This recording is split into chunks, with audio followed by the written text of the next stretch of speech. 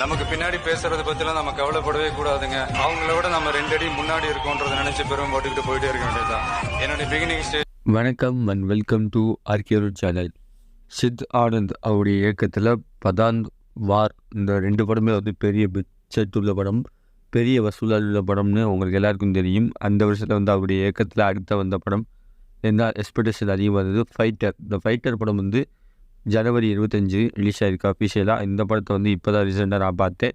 இது வந்து ஹிந்தியில் மட்டும் தான் ரிலீஸ் ஆகிருக்கு, தமிழ் டப்புடு வந்து இன்னும் வரல, மேபி ஃபியூச்சரில் வரலாம். இப்போ அந்த படத்தில் என்ன சொல்லியிருக்காரு டேரக்டர் அப்படின்றத தான் ரிவ்யூ தான் இந்த வீடியோவில் பார்க்க போகிறோம். அதுக்கு முன்னாடி நம்ம சேனலுக்கு இப்போ தான் மொத்தம் வரீங்கன்னா மறக்காம கீழே கரெக்டாக சப்ஸ்கிரைப் பண்ணிருக்கோங்க. அப்போ தான் நம்ம சேனலில் போடுற மூவி ரிவ்யூஸ்லாம் உங்களுக்கு அப்டேட்டாக வரும். ஃபைட்டர் படத்தோட ஒன்லே ஸ்டோரி பற்றி நம்ம கிருத்திக் ரோஷன் இருக்கார். அவர் வந்து ஃபைட்டராக வந்து, அதாவது ஒரு ஜெட் ரைடர், அது ஒரு இராணுவ வீரராக வந்து சேரணும் அப்படின்னு ஆசைப்பட்டு வந்து ஜெயராடு. ஒரு கட்டத்தில் வந்து இந்த இடத்துல வந்து கதையை வந்து ரிஃப்ளெக்ட் ஆகுது, வந்து இடையில புல்வாமா தாக்குதலில் வந்து ரிஃப்ளெக்ட் ஆகுது. அவர் கூட இருக்கவங்கெல்லாம் பாதிக்கப்பட்டு வெளியே வர, அவங்க வந்து ஆர்மியில் வந்து யாரெல்லாம் பழிவாங்கலாம் அப்படின்றத துடிக்கிறத கதையை வச்சு மீதி கதையை வந்து முடிச்சிருக்காங்க. இதுக்கு மத்தியில் இடையில தீபிகா படுகோனோட லவ் வர, இடையில வந்து ஆக்ஷன் பாகிஸ்தான் உங்களுடைய 2 பேர் வார் வர, இந்த வாரா லவ்வா இந்த விறுவிறுப்பான காட்சிகள் மத்தியில் வந்து நம்ம டேரக்டர் சூப்பரான திரைக்கதையை வந்து கொண்டு வந்திருக்காரு. இந்த படம் வந்து கிட்டத்தட்ட 2.5 மணி நேரத்துக்கு மேலே வருது. இந்த படத்தை வந்து நீங்கள் ஹிந்தியில் மட்டும் தான் இருக்குது. ஹிந்தியில் வந்து உங்களுக்கு லாங்குவேஜ் இருந்துச்சா போய் பார்க்கலாம். ஹிந்தி லாங்குவேஜ் இருந்தால் பென்னு போய் பார்த்துட்டு முடிச்சுட்டா வரலாம். எனக்கு ஹிந்தி வந்து ஓரளவு தான் தெரியும். அதாவதுலேயும் வந்து ஒரு வசனத்துலேயே வந்து ஒரு என்ன கோர்வையை கொண்டு வராங்க அப்படின்றத கணிக்கிற மைண்ட் செட்டு எனக்கு இருக்குது. பை உங்களுக்கு எப்படி இருக்குன்றதை மறக்காமல் கமெண்ட் பாக்ஸில் கமெண்ட் பண்ணுங்கள்.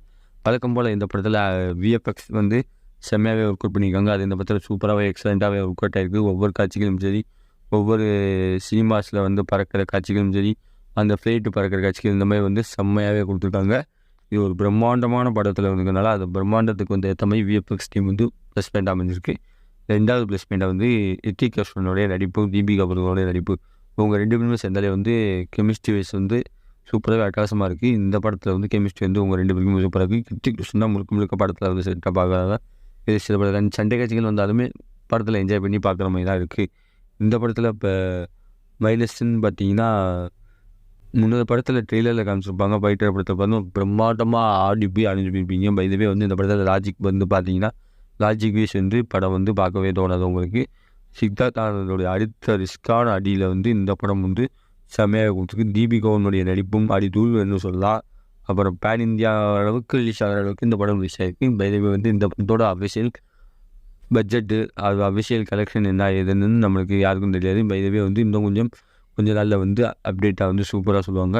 இந்த படத்தில் வந்து ஃபுல் அண்ட் ஃபுல் தேசிய சம்மந்தமான, அதாவது நேஷ்னல் டேஸில் வந்து ரொம்ப சீரியஸாக இருக்க ஒரு வீரர் வந்து எப்படிலாம் வந்து தன்னுடைய நாப்பாட்டுக்காக காப்பாற்றுறாங்க அப்படின்ற மாதிரி பெருசாக இருந்துச்சு. இந்த படத்தை ரிலீஸ் பண்ணுறதுக்கும் சில விதத்தில் வந்து பிரச்சனைகள்லாம் பண்ணாங்க.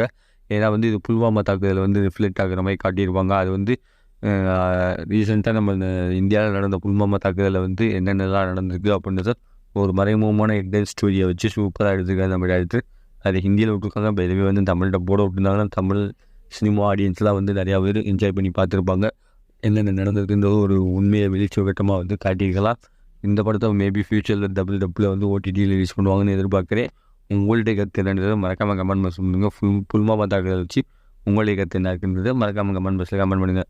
பைதவே வந்து இந்த படம் வந்து ஒரு செக்ஸுவல் கண்டென்ட் இருக்கான்னு பார்த்தீங்கன்னா, யூபிஏ தான் நிறையா ரத்தம் தெரிக்கிற காட்சிகள், செக்ஸுவல் கண்டென்ட் வந்து முக்கால்வாசி ரொம்ப கிளாமரான காட்சிகளாக வந்து காட்டுறாங்க. அதனால் வந்து இந்த படத்தை வந்து நீங்கள் ஃபேமிலி ஓரியன்டாக ஒரு அடல்ட் கண்டென்ட் மூவியாக வந்து பார்க்குறதுக்கும் கொஞ்சம் சொல்லிக்கிற காட்சிகள் ஏகப்பட்ட காட்சிகள் இருக்குது. பைதவே வந்து இந்த படத்துக்கு அர்ஜுன் ரேட்டிங் பார்த்தீங்கன்னா 5க்கு 3.2 தருவே. ஏன்னா வந்து எனக்கு ஹிந்தி படம் வந்து ஓரளவு தான் பார்ப்பேன். பைதவே நம்ம சவுத் இந்தியன் மூவியை பார்த்து நம்ம பழகிட்டோம், நார்த் இந்தியன் மூவி பார்த்து பழகலை.